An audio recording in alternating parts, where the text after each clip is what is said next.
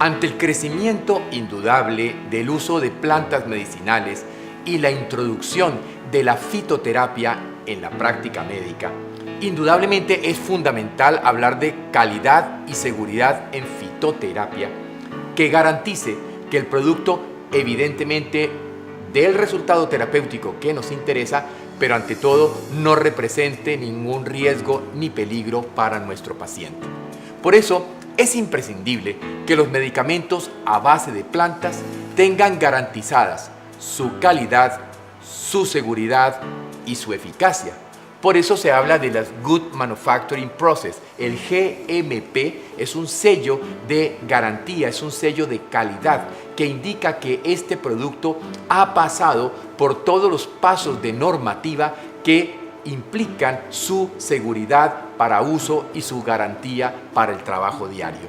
Así que se pueden emplear para la elaboración de medicamentos bioterapéuticos, drogas vegetales, bien sea troceadas o bien sea pulverizadas. Permitirá entonces que se puedan presentar en diferentes formas y la pulverizada en particular, por ejemplo, se puede colocar dentro de una cápsula. De la misma manera, podemos encontrar productos en forma extractiva y podremos encontrar los extractos secos, los extractos fluidos, las tinturas, los aceites esenciales, etc. Indudablemente, por qué unos o por qué otros tiene mucho que ver con la planta misma, su composición, su estructura, la solubilidad o no que tenga y la posibilidad de presentarlo en una determinada forma comercial. Y finalmente también se pueden emplear como principios activos purificados, donde partiendo del producto natural, se llega finalmente al componente el cual se puede purificar. Esto que garantiza, por ejemplo, aumentar la potencia y utilizar de esa manera una dosis relativamente menor. Ante la complejidad que implica una planta medicinal, hay sustancias que pueden ejercer efectos adversos, bien sea por su toxicidad o bien sea por su potencial alergénico. Por tanto, todo producto vegetal debe ser sometido a unos pasos que garanticen que ni es tóxico ni produce alergias a la población en general. Por eso, al hablar de calidad, entendemos que son los requisitos básicos de los medicamentos que permiten entonces la reproducibilidad de los parámetros de seguridad y eficacia, garantizando de esta manera que cada lote que sale al uso terapéutico lleve implícita la seguridad y la eficacia debido a los controles de calidad. Por eso entonces el control de calidad se hace necesario para evitar adulteraciones o falsificaciones. Y los objetivos del control de calidad es determinar los siguientes parámetros. El primero, la identidad. Asegurar que corresponde al producto que se supone que es. Porque muchas veces si vamos a la galería y compramos una hierba, nosotros a veces puede ser que la conozcamos, pero nos pueden dar una hierba que es bastante parecida. Y por lo tanto eso se presta a que a lo mejor no estamos tomando exactamente la planta que deseamos usar. El siguiente parámetro es la pureza, para detectar posibles falsificaciones, adulteraciones o lo más importante, contaminantes. Porque una planta por humedad puede contaminarse de hongos o una planta puede contaminarse de sustancias tóxicas en el transporte, por ejemplo, desde el sitio de la recolección hasta el sitio donde se puede expender. Igualmente nos interesa el contenido en principios activos o marcadores para poder valorar cuantitativamente exactamente si esa planta contiene los principios que hacen el efecto terapéutico. Por eso muchas veces estas plantas son sometidas a análisis espectrográficos que permiten entonces ver si todos los picos están presentes en la gráfica que nos garantice la presencia de las moléculas bioactivas de este producto fitoterapéutico. El control de calidad de drogas vegetales y de productos extractivos tiene claras dificultades, ya que es mucho más complejo que el de los fármacos de síntesis, porque por regla general el fármaco de síntesis es un monofármaco, mientras que la planta generalmente es un polifármaco. Por eso tiene acción multimodo y acción multiobjetivo, que es lo que desde la medicina de biorregulación nos interesa en la fitoterapia.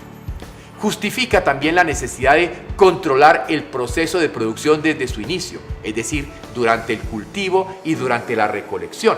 Esa que es una evidente dificultad hace que muchas de las grandes fábricas del mundo que producen fitoterapia tienen su propio cultivo, tienen su propio control desde la preparación del suelo, desde la siembra, desde la recolección, que garantiza que de esta manera, a través de una serie de pasos controlados, el producto final tenga la óptima pureza y calidad.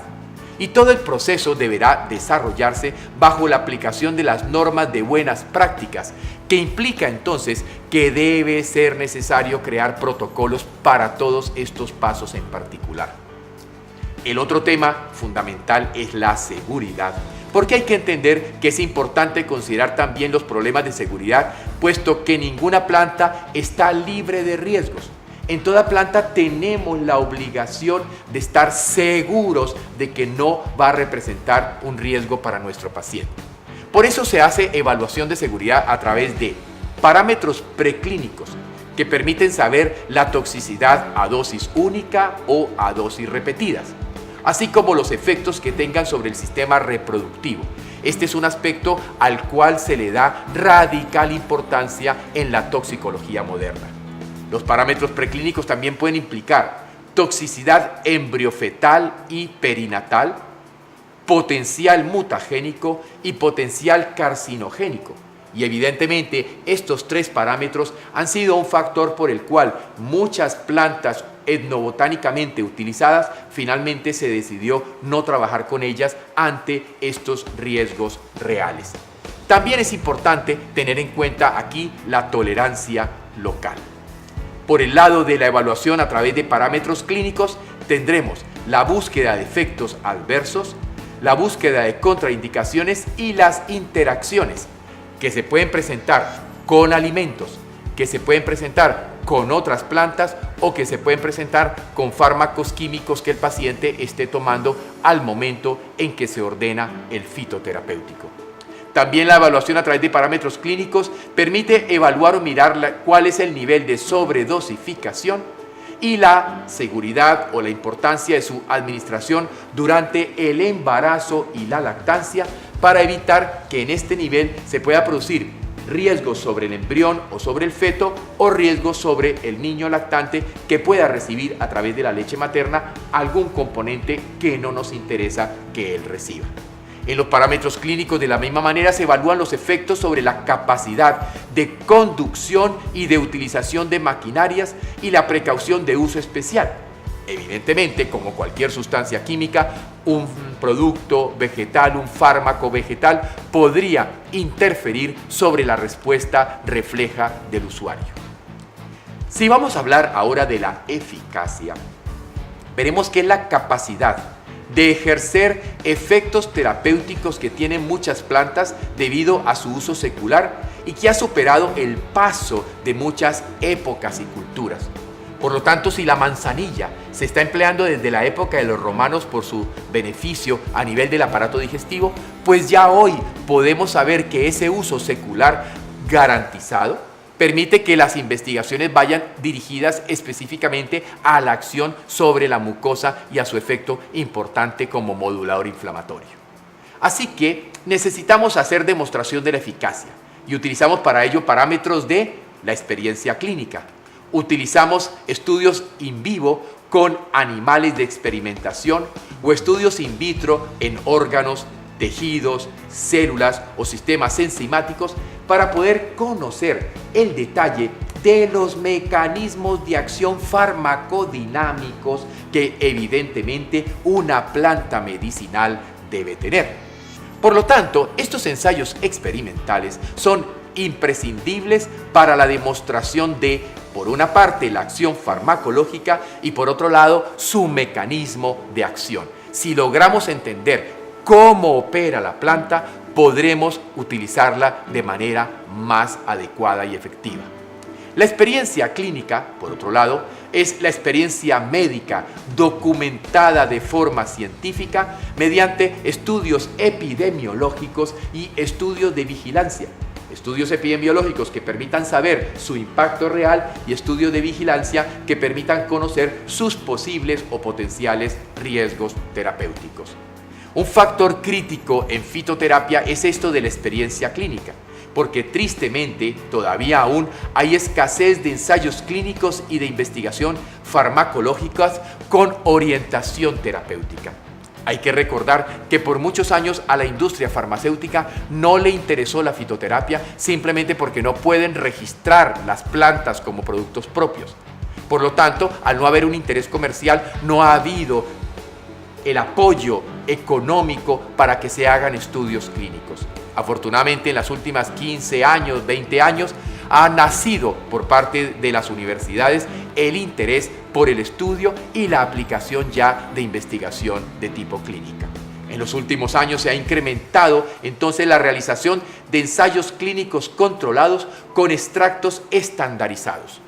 Al trabajar con un extracto estandarizado, estamos siempre utilizando la misma cantidad del componente vegetal terapéutico, que no ocurre cuando se usan las plantas en su forma nativa, puesto que al no haber habido un control desde el cultivo hasta la obtención del producto, puede ser que desde el punto de vista espectrográfico no presente un lote de una planta cultivada en un lugar y un lote de la misma planta cultivada en otro lugar el mismo valor terapéutico. Por lo tanto, entonces, la evaluación crítica de la información sobre seguridad y eficacia lo encontramos en lo que se llaman las monografías. Hay monografías de cada planta medicinal que hacen todo el desglose desde el cultivo, desde la composición química y desde toda la potencialidad terapéutica que una planta tenga. Por lo tanto, las monografías son un gran volumen de información científica sobre la química, la farmacología, la toxicología, la clínica de las drogas vegetales y de sus derivados, que nos permiten entonces que podamos hacer un uso correcto, terapéuticamente hablando, de una planta medicinal. Las monografías de la Organización Mundial de la Salud fueron presentadas en 1999 y en el 2001, pero son las monografías del CITED, que es el Programa Iberoamericano de Ciencias y Tecnología para el Desarrollo, las más amplias, puesto que incluyen también la información relacionada con la calidad, con qué hay que hacer para que dicha planta medicinal, dicho fármaco medicinal, fitoterapéutico, tenga los mejores resultados y la mejor calidad. Las pautas de la Organización Mundial de la Salud publica entonces en el año de junio de 1991 la importancia de la evaluación de los medicamentos herbarios.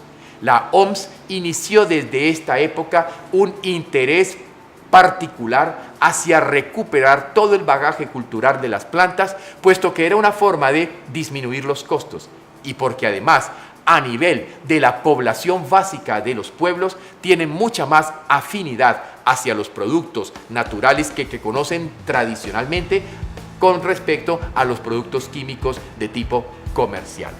Por otra parte, la OMS sugiere la conveniencia de separar los conceptos de planta medicinal y droga vegetal, que son dos conceptos que a menudo se usan como sinónimos.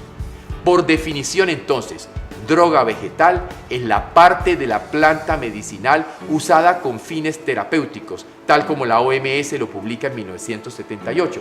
O sea que estamos hablando de que alguna parte de la planta es la que realmente tiene la acción terapéutica y a eso se le llama la droga vegetal. Por lo tanto, si por ejemplo hablo del eucalipto, es un árbol de origen australiano, es una planta medicinal, pero las hojas de las ramas adultas constituyen la droga comercial, porque el eucalipto todo es una planta medicinal, pero son las hojas las que contienen los principios activos que logran o hacen el efecto terapéutico. Hablemos para terminar de etnofarmacología. Por definición, de acuerdo a Brum y Hummels en 1981, es la disciplina dedicada a la exploración científica multidisciplinaria de agentes bioactivos tradicionalmente empleados por el hombre en todas las culturas y en todas las regiones del planeta. Aquí entonces vemos que se entronca con la farmacología, puesto que estudia los remedios utilizados en los sistemas tradicionales de medicina. El etnofarmacólogo hace contacto directo con la persona, por ejemplo en este caso con el chamán amazónico, para preguntarle esa planta, por qué la usa, cómo la usa, qué conoce del uso tradicional, y toda esa información se va recolectando tal cual, sin ninguna modificación. Es el trabajo de campo en el cual la información se toma de la manera más cruda, de la manera más real posible. Así que el conocimiento empírico, preservando la memoria colectiva de un determinado grupo social, permite el aprovechamiento de la experiencia de ese mismo grupo, porque entendamos que es posible que una planta haya sido utilizada por centurias, por milenios en un determinado lugar del planeta. Por lo tanto, no podemos ser tan soberbios desde la ciencia que no pensemos en todo el importantísimo valor que va a tener para nosotros desde la ciencia la información de la empiria de cientos o miles de años. Así que en la etnofarmacología, el estudio de los remedios tradicionales no responde al deseo necesario de favorecer el uso de los mismos en su forma aborigen. Lógico que si yo puedo utilizar la planta tal cual y así funciona, perfecto. Pero si no, yo debo saber que a lo mejor allí, en esa planta, puedo encontrar formas de que posteriormente, mediante los procesamientos de tipo técnico, logre obtener la droga vegetal que permita entonces ya a través de un extracto fluido o a través de un producto manipulado técnicamente, obtener entonces todo el potencial del principio terapéutico de dicha planta. Entonces, los objetivos de la etnofarmacología van a dividirse en un objetivo primario de una investigación etnofarmacológica que será evaluar y verificar la actividad farmacológica de un tratamiento etnomédico. Es decir, si esta determinada población por centurias dice que esta planta la usa para tal situación, lo que yo ahora hago es verificar, comprobar y demostrar, como casi siempre ocurre, que tenían razón. O darme cuenta de que de las muchísimas aplicaciones que le daban a una planta, solo un grupo determinado son realmente las que hacen el efecto. Por otra parte, también en el objetivo primario hay que contribuir a la validación y a favorecer un uso más racional de los preparados etnomédicos. Es decir, ok, esta planta funciona. Ahora, ¿cuál es la mejor forma en que funciona? ¿Como un extracto? ¿Como una decocción? ¿Como un producto troceado? ¿Como un producto pulverizado? Porque a lo mejor en las diferentes formas de presentación hay una que es la que da el mejor resultado terapéutico. Y también en el objetivo primario es la introducción de nuevos agentes terapéuticos en la medicina moderna, donde entonces, partiendo de la etnobotánica, de la etnofarmacología, de la etnomedicina, podemos enriquecer el bagaje terapéutico de la medicina moderna. Por eso hay varios métodos que se siguen en la etnofarmacología. El primero, recolección y análisis de datos etnofarmacológicos. Segundo, recolección de la materia vegetal e identificación botánica. Tercero, búsqueda y análisis de la información bibliográfica. Cuarto, extracción y ensayo biológico y o farmacológico. Quinto, aislamiento biodirigido de principios activos. Cuando hablo de biodirigido es cuáles de estos principios que encuentro son evidentemente los que van a tener el mejor efecto o el mayor impacto en ese concepto etnomédicamente descubierto. Sexto, estudios farmacológicos y toxicológicos. Séptimo, desarrollo galénico y de control de calidad que nos permita poder llevar el producto ahora al uso global de la comunidad. Octavo, estudios clínicos para poder tener la garantía de evidencia científica. Por lo tanto, las vías de descubrimiento etnofarmacológico de moléculas bioactivas pueden ser la cabeza de serie farmacológica por poseer un mecanismo de acción innovador. Y esto es muy interesante, porque entonces no estamos partiendo desde el análisis químico molecular tratando de llegar a lograr un objetivo, sino que estamos partiendo desde tradiciones centurianas o milenarias que permiten encontrar un nuevo mecanismo de acción para el manejo de una patología en particular. Porque hay que recordar, dentro de los criterios de la etnofarmacología, que la naturaleza constituye todavía una fuente de alto potencial para el desarrollo de nuevos medicamentos. Conocemos muy poco todavía de las plantas medicinales. Hay cientos, si no miles de plantas totalmente ignoradas por la medicina, donde podemos allí encontrar un tremendo potencial terapéutico. De 520 fármacos aprobados por la FDA y por agencias similares entre 1983 a 1994, el 44.4% están directa o indirectamente en relación con un producto de origen natural. O sea, provinieron muchos de ellos de más de la mitad de los productos naturales. Por ejemplo, si hablamos de antibacterianos y anticancerígenos, el 78% de los antibacterianos y el 61% de los anticancerígenos nuevos son moléculas naturales o son moléculas derivadas de sustancias de moléculas naturales. Por eso, en 1991, Olmsted nos habla de esa perspectiva histórica del futuro que tendrá la etnofarmacología, al saber que allí puede haber un verdadero tesoro de información terapéutica. La naturaleza ha sido todavía poco investigada como fuente de medicamentos.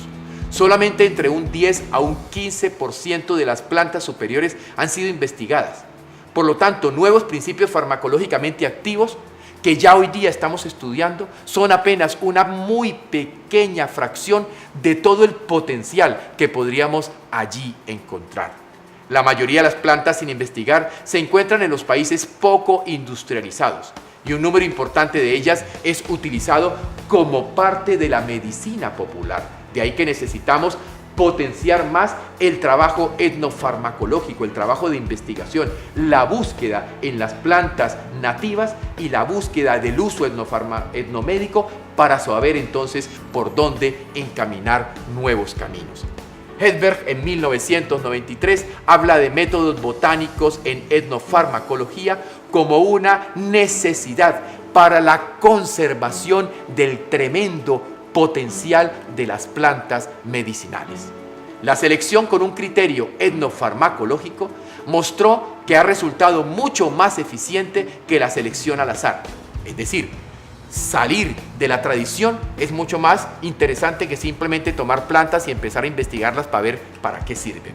De hecho, plantas con actividad antitumoral, solamente 10.4% de las plantas recolectadas al azar demostraron que tenían actividad antitumoral. Por lo contrario, entre el 19.9 al 52.2% del criterio etnofarmacológico mostró utilidad de dichas plantas en el uso para el tratamiento oncológico. En el Journal del Cancer Treatment Reports, en el número 60 de 1976, vemos entonces que en el folclore, en las plantas folclóricas, podemos encontrar indudablemente desde la etnomedicina un tremendo potencial para la búsqueda de nuevos productos anticáncer. Agentes, por ejemplo, anti-VIH, solo un 6% de las plantas recolectadas al azar fueron consideradas como activas en un screening primario, mientras que subió hasta un 25% para el grupo de plantas recolectadas tras una selección etnofarmacológica basada en el uso etnomédico de dichas plantas. Y por eso la Fundación SIVA, en el simposio número 154, habla de la importancia de la etnobotánica, que allí en la selva, que allí en la foresta puede estar guardado un tesoro terapéutico. Todo esto nos lleva entonces a comprender que es fundamental entender la importancia del análisis de calidad, la importancia del estudio etnofarmacológico para que de esa manera, cuando formulemos una planta medicinal, estemos absolutamente seguros de que va a funcionar. Y por otra parte, que estemos utilizando la mejor presentación farmacológica para obtener los resultados deseados en el paciente dismetabólico.